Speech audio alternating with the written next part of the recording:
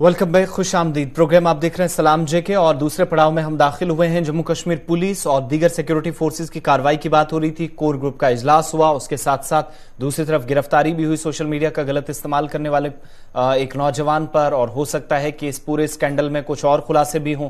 आज दिन में और भी तफसीलात का इंतजार रहेगा, लेकिन पुलिस की जब बात हो रही है तो यहां पर 3 मजीद नौजवानों की बात करते हैं जो मिलिटेंसी की सफ में शामिल हो चुके हैं और पुलिस ने अब इनके फोटोज भी जारी कर दिए हैं। पुलिस मानती है कि 3 नौजवान हैं, जनूबी कश्मीर से 2 हैं, एक श्रीनगर जिले से हैं। जो तस्वीरें जारी की गई हैं उनके साथ उनके नाम भी मेंशन कर दिए गए। बासित अहमद डार, जो कि बताया जाता है कि रेडवानी कुलगाम का रहने वाला है, ये भी सरगर्म मिलिटेंट है।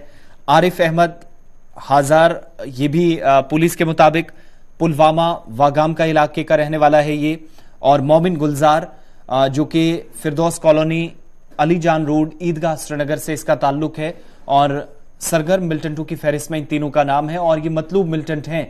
सिक्योरिटी फोर्सेस मुसलसल मुख्तलिफ कार्रवाइयों के दौरान इन सभी के मुतालिक अपडेट्स लेती रही हैं, जानकारी ली जाती रही है, लेकिन पुलिस की तरफ से यह भी कहा गया कि अगर इनके बारे में कोई इतला देता है तो उसे अवार्ड दिया जाएगा और उसकी शनाख्त को जाहिर नहीं किया जाएगा, किसी के सामने पता नहीं चलने दी जाएंगी चीजें।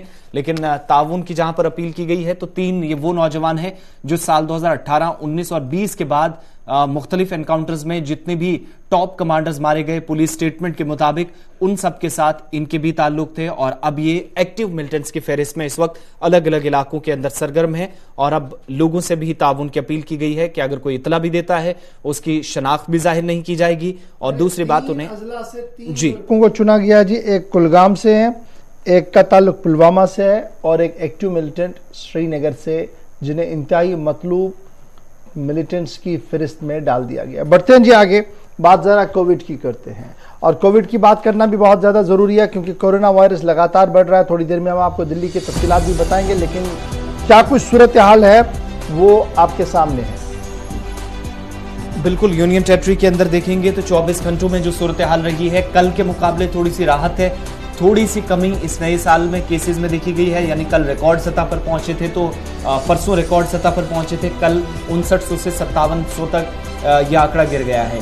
लेकिन इससे भी खास बात यह है कि यूनियन टेरिटरी के अंदर हफ्तावार लॉकडाउन अब 2 दिन का नहीं बल्कि 3 दिन का, चूंकि तौसी करने का ऐलान जो हुआ था जुमे के रोज, इसमें हमने देखा कि अमल दरामद 2 बजे से कल बाद हुआ है। मुख्तलिफ इलाकों के अंदर बंदिशें भी लगी हैं गैर जरूरी नकलो हरकत पर, लेकिन ओवरऑल कश्मीर सूबे से 4000 से डिप होकर केसेस 3800 तक पहुंचे हैं। और दूसरी तरफ जम्मू सूबे के अंदर मुसलसल चौथा दिन ऐसा गुजरा है जब 1000 प्लस केसेस आए हों। 5 लोगों ने अपनी जान कोविड के मर्ज में मुब्तला होकर गंवाई है पिछले 24 घंटों के दौरान। और 1 जनवरी यानी नए साल में पहली बार ऐसा हुआ कि केसेस ऊपर जाने के बाद फिर नीचे आते हों, वरना हम पहले दिन से देख रहे थे केसेस यहां तक कि 136 से तादाद शुरू हुई थी और बढ़ते बढ़ते ये 5900 तक पहुंच गई। और अब जाकर थोड़ा सा इसमें राहत की खबर यह है कि केसेस कल के मुकाबले कम हुए हैं, लेकिन जो पॉजिटिव डेवलपमेंट होती है इन 24 घंटों में ये कि कितने मरीज शिफायाब हुए हैं। तो परसों के मुकाबले कल भी थोड़ी सी बेहतरी, यानी शिफायाब होने वाले मरीजों की तादाद भी अच्छी खासी रही है।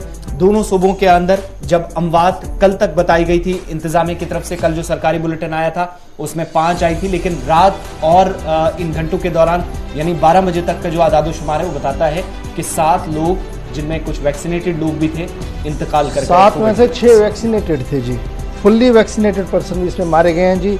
और चूंकि वो ऑलरेडी कुछ और बीमारियों में भी थी, यानी कि सिर्फ कोविड की वजह से वो मारे गए, that was already on 2-3 alignments उनकी और भी थी। और जब जम्मू की सबसे पहले हम बात करते हैं तो जम्मू की सूरत हाल ये है कि कुछ और इलाकों को माइक्रो कंटेनमेंट जोन में तब्दील कर दिया गया है जी।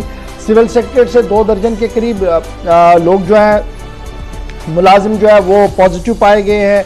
राजभवन जम्मू के अंदर भी मजीद एम्प्लॉयज जो है वो कोरोना पॉजिटिव पाए गए हैं। आधार इंटीग्रेटेड ऑफिस के अंदर भी 5 के करीब लोग पॉजिटिव पाए गए हैं। IAS IPS ऑफिसर 5 है जम्मू कश्मीर के अंदर जो कल कोरोना पॉजिटिव पाए गए हैं।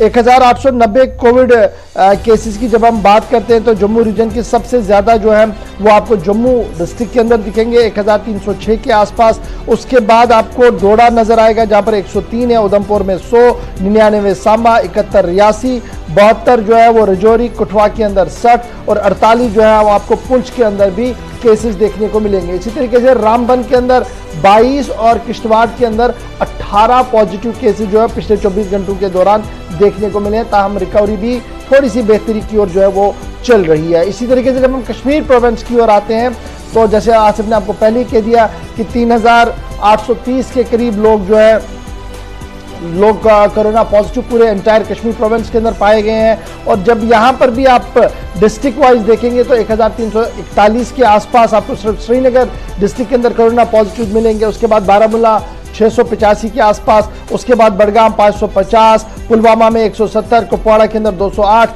अनंतनाग के अंदर 237, बांडीपोरा के अंदर 241, गांदरबल के अंदर 245 और 106 कुलगाम और शुपियान के अंदर भी डबल डिजिट में आपको कोरोना पॉजिटिव मिल रहे हैं। और श्रीनगर की टेस्टिंग जब आप पॉजिटिविटी रेट को देखेंगे तो आपको हर जगह से कोरोना पॉजिटिव रेट जो है वो बढ़ता हुआ नजर आएगा, लेकिन रूबा सेहत होने वाले लोगों में भी काफी हद तक इत्मीनान आ रहा है। लेकिन 60 घंटे से ज्यादा का जो लॉकडाउन है वो कल 2 बजे शुरू हुआ था।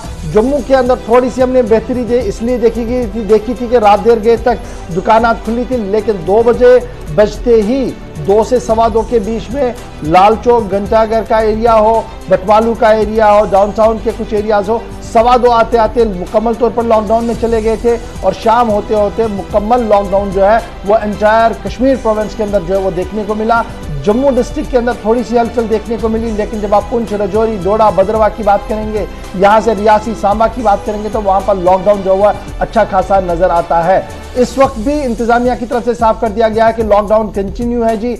एसेंशियल सर्विसेज पर पाबंदी नहीं रहेंगी, नॉन एसेंशियल सर्विसेज पर लगातार पाबंदियां रहेंगी। पब्लिक ट्रांसपोर्ट आज भी गायब रहेगा, दुकानें शटल डाउन रहेंगी और लोगों से ताउन की अपील इंतजामिया की तरफ से जहां की गई है, वहीं पर इन केस ऑफ इमरजेंसी जो टेलीफोन नंबर्स डिस्ट्रिक्ट एडमिनिस्ट्रेशन की तरफ से जारी किए गए हैं उन पर राब्ते जो है वो किए जा सकते हैं। तो ये जनाब सूरत हाल है अभी की, जहां आज अब दूसरा दिन होगा जब हम लॉकडाउन के अंदर यूनियन टेरिटरी के अंदर पहुंचेंगे, क्योंकि आज भी कोरोना की रफ्तार थोड़ी सी तेज आपको जरूर नजर आएगी। फिलहाल बढ़ते हैं जी आगे, क्योंकि बात जब कोविड की हो रही है तो आपको बताते हैं कि कल ही रियासत के यूनियन टेरिटरी के लेफ्टिनेंट गवर्नर की सदारत में कोविड मैनेजमेंट मीटिंग मुनक्किद हुई है और उस कोविड मैनेजमेंट मीटिंग के अंदर भी जहां वैक्सीन कारी के निजाम पर गुफ्तगू हुई है, वहीं पर माइक्रो कंटेनमेंट जोनों को बनाना और वहां के लोगों को खिदमत देने के हवाले से गुफ्तगू की गई है।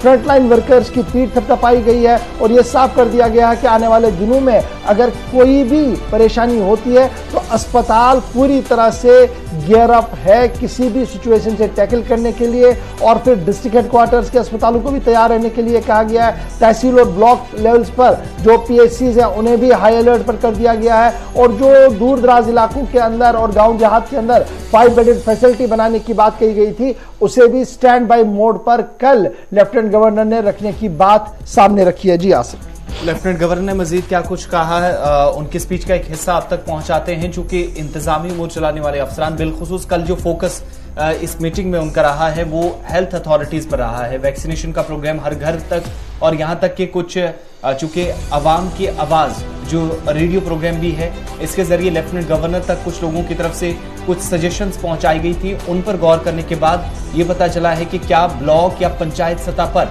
जो 5 बेड्स लगाए गए थे, यानी हर जिले के अंदर ये कोशिश हुई थी कि वहां पर भी आइसोलेशन बेड्स लगाए जाएं। कम से कम कोशिश ये होनी चाहिए कि इमरजेंसी सिचुएशन से बचा जाए। वहां पर मजीद क्या इकदाम उठाए जा सकते हैं, अगर गुंजाइश कहीं पर है तो हेल्थ डिपार्टमेंट फौरी तौर कदम बढ़ाए। लेफ्टिनेंट गवर्नर की तरफ से इस पर भी हिदायत जारी की गई। और 2 साल का अनुभव मुझे लगता है कि आप सबको है, ढेर सारे लोगों को, तो इसमें किसी को ज्ञान देने की जरूरत नहीं, आप सब लोग जानकार हैं। इस बार इस बात का भी ध्यान रखना है कि लाइवलीहुड और इकोनॉमिक एक्टिविटी हैम्पर ना हो, लोगों को ठीक भी रखना है और इस काम को भी आगे बढ़ाना है।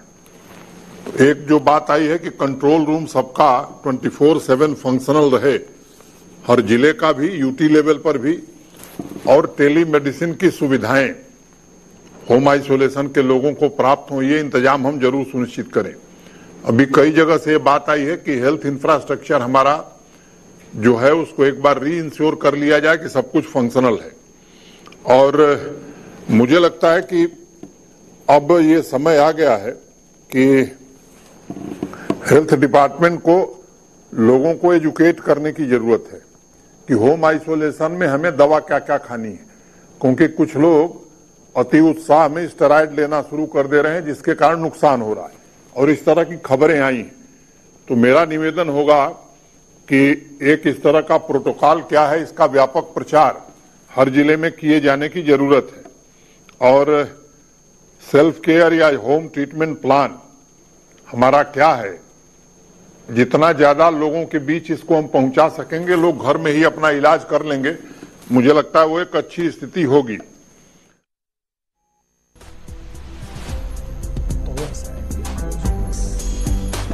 चलिए जी, लेफ्टिनेंट गवर्नर सेहत अमले की जायजा मीटिंग के दौरान बता रहे थे कि होम प्रोटोकॉल कोई वजाहत हो, सेहत को लेकर जो शिकायतें थोड़ी सी आ रही है उन्हें दुरुस्त किया जाए। कल भी आपको याद होगा कि प्रोग्राम में जब हमने शिकायत सुनी थी, लोगों के सवाल सुन रहे थे, तो एक बहन ने कॉल किया कि जनाब टेली मेडिसिनिंग तो अच्छी बात थी लेकिन हम जब कॉल करते तो कॉल मिल ही नहीं रहा है। और कल लेफ्टिनेंट गवर्नर ने भी इस बात पर जोर दिया कि टेली मेडिसिनिंग को 24/7 रखा जाए ताकि रियासत के अवाम को जो मुश्किल इस वक्त दरपेश है वो ना हो। लेकिन एक सिल्वर लाइन जो इसमें थी और उन अफवाहों पर रोक लगा दी कल लेफ्टिनेंट गवर्नर ने कि जम्मू कश्मीर लॉकडाउन की ओर जा रहा है जी, मुकम्मल लॉकडाउन।